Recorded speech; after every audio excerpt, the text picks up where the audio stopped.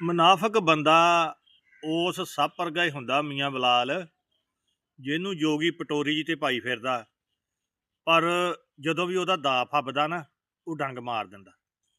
ਤੇ ਉਹ ਜਿੱਦਾਂ ਸਿਆਣੇ ਕਹਿੰਦੇ ਸੀ ਨਾ ਵੀ ਮਰੇ ਹੋਏ ਸੱਪ ਨੂੰ ਜਾਂ ਡੂੰਘਾ ਕਰਕੇ ਨੱਪੀਦਾ ਹੁੰਦਾ ਜਾਂ ਦੂਰ ਕਰਕੇ ਸਿੱਟ ਕੇ ਆਈਦਾ, ਕਿਉਂਕਿ ਉਹਦੇ ਮਰੇ ਦਾ ਵੀ ਖਤਰਾ ਹੀ ਹੁੰਦਾ ਵਾ ਵੀ ਜੇ ਕਿਸੇ ਜਾਨਵਰ ਨੇ ਖਾ ਲਿਆ ਨਾ ਤੇ ਉਹਨੇ ਹਲਕ ਜਾਣਾ।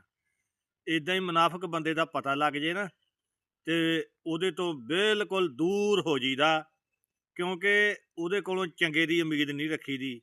ਇਹ ਗੱਲ ਨਹੀਂ ਜੇਨ 'ਚ ਰੱਖੀ ਦੀ ਵੀ ਚਲੋ ਇੱਕ ਵਾਰੀ ਹੋ ਗਈ ਤੇ ਦੂਜੀ ਵਾਰੀ ਨਹੀਂ ਕਰਨੀ।